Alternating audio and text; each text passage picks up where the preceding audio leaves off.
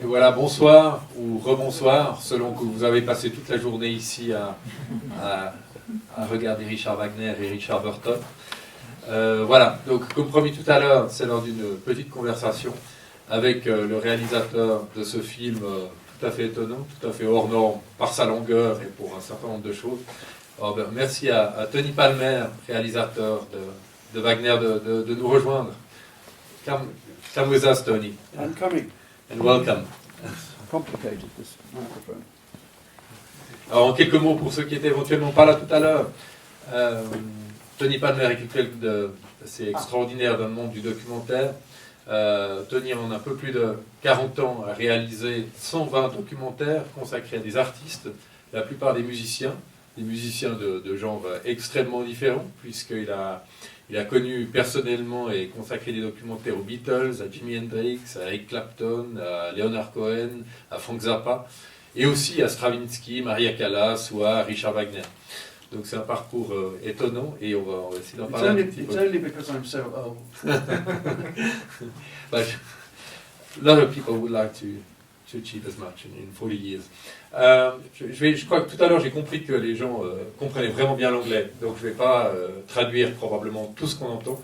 Mais par contre, s'il y a des besoins de précision, des envies, levez la main et je fais volontiers l'interprète, mais je ne vais pas le faire systématiquement parce qu'on va essayer de profiter de cette demi-heure au maximum. Just first thing, Tony, Richard Wagner is a very controversial person, and we understanding this from the movie.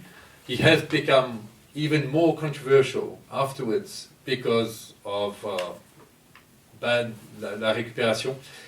Just doing this movie, how did Richard Wagner change in your own mind? I'll just say this in French. Je voulais juste savoir un petit peu ce personnage controversé de Richard Wagner, controversé à cause de sa vie, qu'on voit ici, il est controversé à cause de la récupération qui en a été faite après, notamment par l'Allemagne nazie. Je voulais savoir un petit peu comment est-ce que lui il avait compris Wagner et comment est-ce qu'il avait évolué de son esprit après le tournage de ce film. Well, you mentioned the Maria Callas film. We start there. I really try to make films about people, and a very good critic wrote of the Maria Callas film that this was a film about a woman who was in a hell of a mess. In parenthesis, oh, she was also a great singer, rather than this was a film about a great singer, oh, and by the way, she was a woman who was in a hell of a mess. So I'm always interested in trying to make films about people, and people who display courage. I mean, you mentioned also John Lennon, and you didn't mention Shostakovich, but that's another film particular film I'm very proud of. And both of them had extraordinary courage. Intellectual courage, artistic courage, moral courage, often physical courage. I remember when we worked with, when I made a film with Margot Fonteyn, the great dancer, she explained to me that she often went on tour late in her life. She was still dancing when she was 67, can you believe that? 67. And she would go on tour. They would arrive in a theatre that they didn't really know. And for example, her first entry would be, I'm hopeless about ballet terms, so forgive me if I get it wrong, but her first entrance would be a kind of leap onto the stage.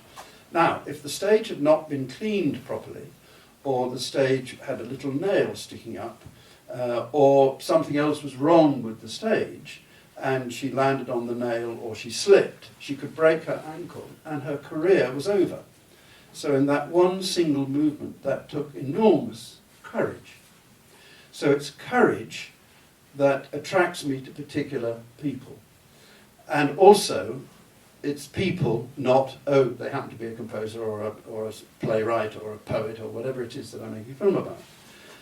Now, if you come now to the Wagner, it's almost unimaginable the kind of courage he had to be thrown out of Germany, dead or alive, 500 thalers, and spend 27 years in exile, and yet be certain that he would come back to Germany, to Bayreuth. You'll see why Bayreuth. I'm not going to spoil it for you, but to come back to Germany and build this theatre with no money, initially absolutely no money, we would say in English, against all the odds. That takes phenomenal belief in yourself and courage. The two other things which attracted me to him were that he was preoccupied, as you've already seen in the film, with that the artist should be involved in politics with a small p. He thought that the artist had a responsibility towards the world in which he lived. And now, you can't blame Wagner for Hitler, but there's absolutely no doubt whatsoever, and I'm not just talking about anti-Semitism, there's absolutely no doubt whatsoever that that Hitler saw in things that Wagner wrote, I'm talking about the words, not the music, that he thought that, as it were, is my theme song. Hitler said, that's my theme song. Now you could say, well, that's not Wagner's fault. Well, no, it isn't, except if you consider the opera Parsifal, which I have some copies of, as you know. Parsifal was absolutely about cleansing the race, cleansing the blood, cleansing the race. Now, where did we later on hear that? But from Hitler. Now, if Wagner writes an opera which has to do with cleansing the blood, cleansing the race, keeping out the foreigners, that's the real message of Parsifal, then you can see why Hitler responded to it. So Wagner was very, very dangerous in what he wrote about. The other thing which I think is really extraordinary about Wagner, which again is about to come in part 3, is that you saw at the very beginning how he was the servant of everybody, really, and always being chased out of every country that he went to by the Cossacks or whoever it was. But in the end, in 1876, when this theatre opened, this temporary theatre, I mean, it was never intended to be a permanent structure. It was built of wood. Thank God it was, because that's why it had such a wonderful sound. But this horrible little man, this high, stood on, it's on a little hill in Bayreuth, stood at the top of the hill, and the crowned heads of Europe, every single one of them, came, with the single exception of that horrible woman, Queen Victoria. I'm not responsible for Queen Victoria, just her appalling offspring. With the exception of Queen Victoria, who sent her idiotic son, the Duke of Connaught, but everybody else, from the Kaiser to Bismarck to every princeling, came up the hill, shook Wagner by the hand, and said, "Well done." Now, there's not another instance in the whole of recorded history, West or East, where a cultural figure was absolutely stood centre stage. That never happened to Shakespeare, that never happened to Aeschylus, never happened to Sophocles, never happened to Goethe, but it did happen to this horrible little man. So you have to ask yourself, what was it about him that caused that to happen? So that, for me, is a fascinating subject, and that's what we tried to make the film about. And slowly but surely, in part 3, this gets, not explained, but gets described. Je profite pour dire que ceux qui n'auraient pas eu la chance de venir cet après-midi voir les premiers, deuxième épisodes peuvent faire des séances de rattrapage parce qu'il y a un DVD qui est en vente et à la sortie, et Tony Palmer sera là après le 3e épisode, et vous pourrez toujours acheter le DVD avec les 3 épisodes, et si vous le souhaitez aussi, la musique du film qui a été enregistrée exprès pour ce film. On y reviendra dans un petit instant. Can I just tell a story about the music? Yeah, It's not one of your questions. Ça allait être une de mes questions. It was going to be one, but go It ahead. was going to be, good. Music, as you know, is conducted by Schulte.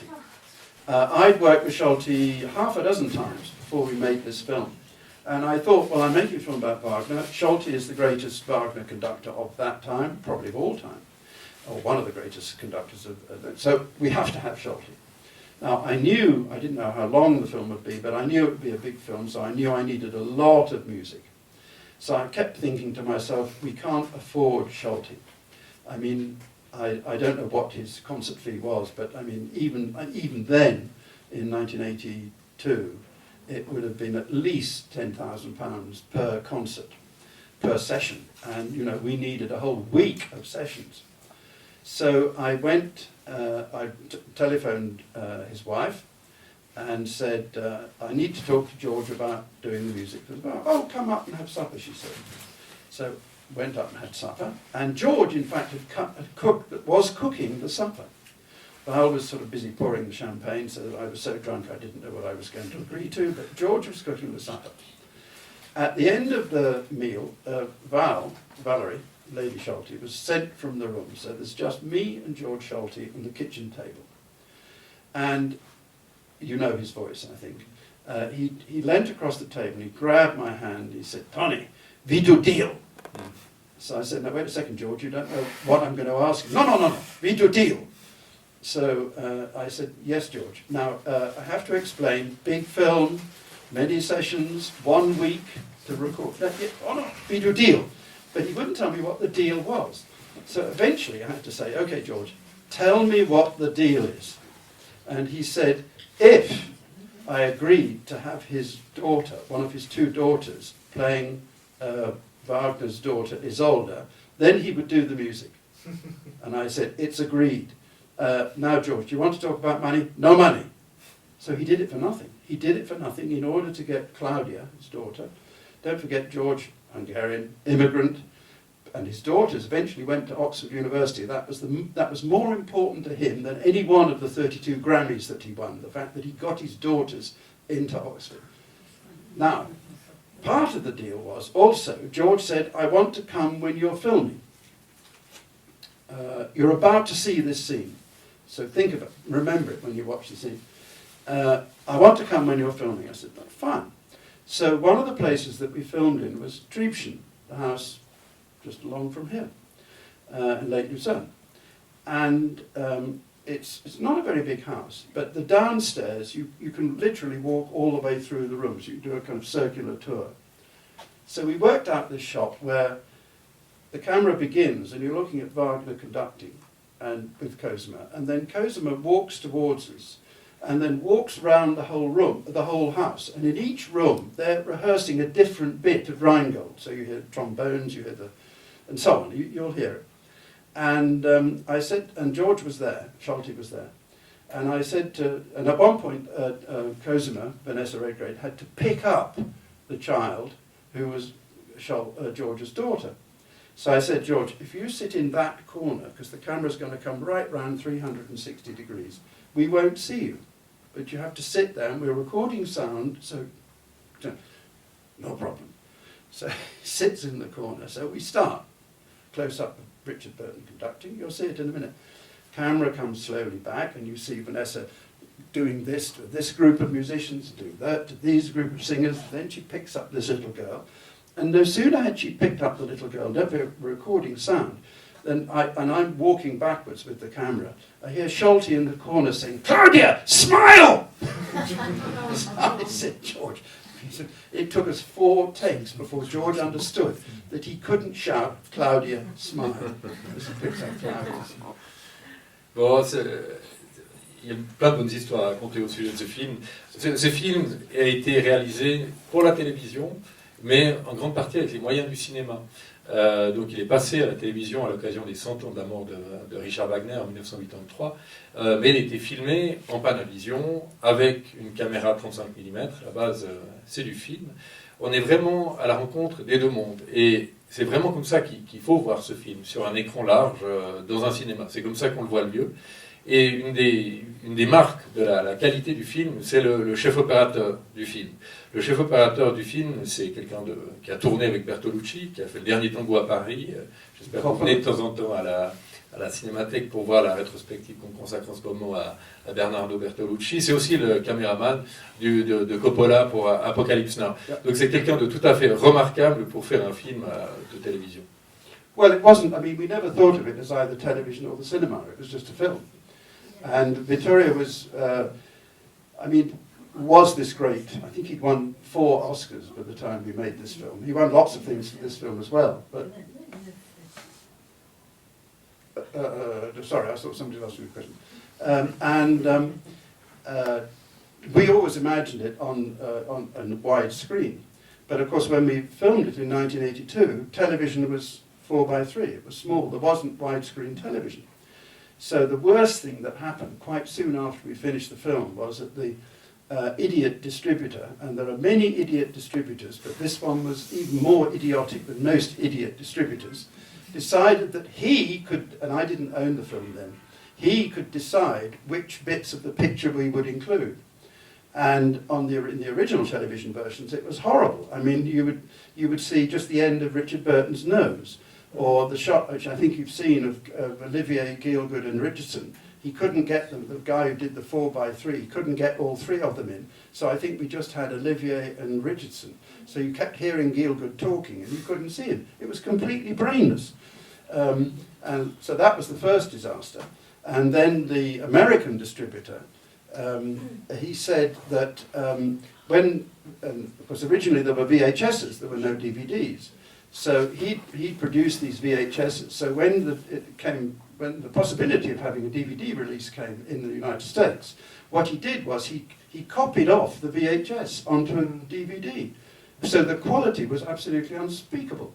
So only about 4 years ago did we finally, all the rights come back to us, and we were able to stop people distributing these terrible copies. There's one that came out in Dutch, which they actually have got the order of the rolls in the wrong order. So, I mean, it's incomprehensible. I mean, suddenly Wagner has moved here when he should have been there, and she's died, but we don't know that because we're in this chapter. I mean, it's just horrible. Vous avez parlé un tout petit peu de Richard Burton. C'est assez émouvant de le voir ici, parce que bon, c'est une carrière extraordinaire, mais c'est pas sa dernière apparition avant de décéder en Suisse, près de Genève, en 1984, mais c'est son dernier rôle principal. Est-ce qu'il faut nous raconter un tout petit peu comment ça s'est passé avec Richard Burton, comment vous l'avez choisi et comment s'est passé le travail? Well, I mentioned before that the reason I chose him, I thought, he was a great actor. And Olivier said to me several times in the course of making the film, he said, I admire your courage, my courage, working with Burton because he had such a terrible reputation. But in fact, we had him for 157 days with just Sundays off sometimes. And he didn't give me one piece of trouble, not one. There was one thing I absolutely hold against him. I had the most wonderful secretary I'd had for many years, and in the course of the filming, well, I need to go back a tiny bit. In about week 6, we were in Austria, and the news was in all the newspapers that Susie Hunt was now divorcing him. So all the paparazzi descended on us. There were zillions of the paparazzi. And Richard said to me, he said, would you mind if we change hotel rooms? We were staying in the same hotel. And I thought he meant, well, to avoid the paparazzi. So I said, absolutely fine. And he said, we don't have to actually physically change it, but I want to tell them downstairs. Fine. So about 3 nights later, about 3 o'clock in the morning, the telephone went. And it was a voice I knew, because I knew her quite well. And the voice said, oh, Richard, darling, it's so wonderful that you're free again, and can and so on. I said, hang on a second, Elizabeth. You're not talking to Richard, you're talking to Tony Palmer. Oh, Tony, darling, it's so wonderful, blah, blah, blah. Because, Elizabeth had never any sense of time. She would just be in Hollywood, and after 5 gin, she'd just lift the phone and ring. It didn't matter, she'd ring anywhere. And she had no idea there was a difference in time between California and Austria. Anyway, following morning, Richard said to me, and I said, yes, she rang. You didn't promise her anything, did you? And I said, no, absolutely not. She'll ring again. So I said, right, well, I'll be ready next time. Because he obviously, Elizabeth thought, this is my chance to marry him for the 3rd time. And so 3 or 4 nights later, phone rang again, 3 o'clock in the morning. Oh, hello, Tony, darling, it's so wonderful. I've been reading about this wonderful film. Absolutely everybody's in this film. There must be a little part for me. So that was her way of getting into the film, little part for me. So I was ready for it. And I said, yes, there is, Elizabeth. There's a tiny little part, no words. It's like you did when you did Dr. Faustus. You appeared as Helen of Troy. You just arrive, you look incredibly beautiful. She was incredibly beautiful. You look incredibly beautiful, you just smile, and then you disappear in a puff of smoke. That sort of part. She said, wonderful, when do I start? So I said, hang on a second, Elizabeth, you haven't asked me what the part is. And, oh, well, this is a detail. I said, not quite. And she said, well, what is the part? And I said, well, there's a tiny little part for an Eskimo.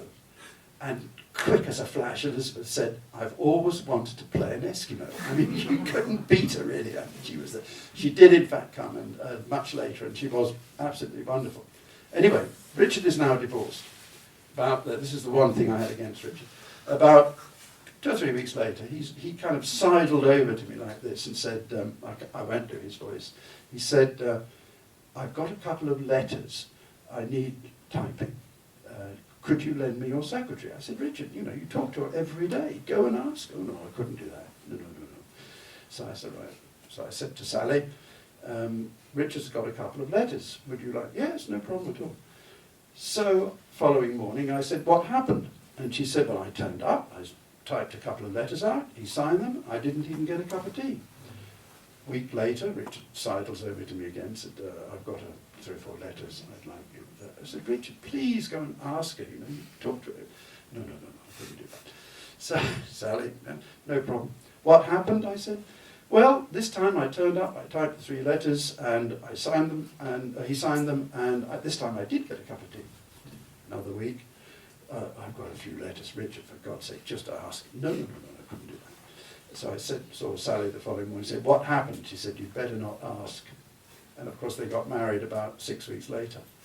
And that's the one thing I have against him. He stole the best secretary I've ever had, the widow Burton. She's lovely. Dans quelques instants, on fera volontiers circuler un micro dans la salle si vous avez une ou 2 questions pour Tony Palmer. Posez des questions sur tout. Hein. Je vous rappelle qu'il a rencontré John Lennon et qu'il le connaissait assez bien, mais vous pouvez aussi lui poser des questions sur Wagner. Sinon, je reviens un tout petit peu sur le film pour dire que c'est quand même une production assez extraordinaire qui a été tournée dans 200 lieux différents et quelque chose qui était étonnant pour l'époque. On est en 1983, c'est encore le rideau de fer. Et il y a l'Est, il y a l'Ouest. C'est un film difficile à construire, à monter et réaliser en si peu de temps. Well, I mean, I don't think you could do it now. You would never. I mean, it was quite expensive. It wasn't very expensive, but you'd never. I mean, the equivalent today would be something like 50 or 60 million pounds. Alors qu'il a coûté 7 millions à l'époque, je crois. 7 millions. It cost 7 million, yes. But I mean, today we would never get that kind of money to make this kind of film. I mean, it was a miracle that we got it. I know how we got it. We got it by deceit and not telling the truth. That's how most films are financed. So there's nothing unusual about that. But it would have been, apart from the fact all the actors are dead, I mean, that's a slight disadvantage. I mean, the number of great actors who sent me scripts and said, "This is a film about whatever composer it is. I see myself in that role. Wouldn't you like to do it?" To which the answer is no, I don't think so. Because it would just, it's a different scale now as was then. I mean, then we had, I think, the 19 different nationalities. And, it was like a military campaign. We divided into 2 groups, essentially, and they were leapfrogging.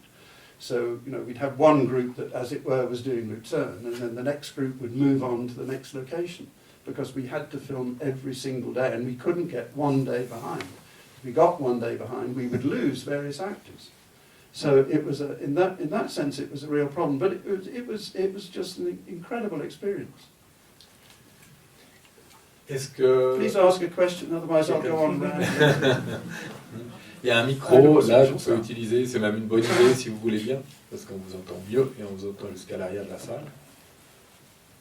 Oh, good, we can start then. Well, thank you again for surviving. Unless anybody's desperate to ask a question. You're not going to, I know, you've already told me. No? Right, good. I will be here at the end to answer questions if you want to talk. Oui, donc Tony nous a promis qu'il serait là à la fin du film. Oh, the only thing I should tell you, I have a starring role in this film. I have 2 starring roles. One at the very beginning of this part that you're about to see, there's somebody playing the piano. It's not Richard Burton, I'm afraid it's me. So when you see my hands, they were very beautiful and beautifully filmed.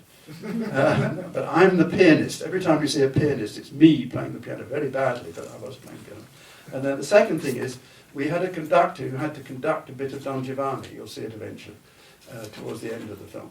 And the guy who we'd hired to play Don Giovanni, I mean, I'm not a musician, but he was hopeless.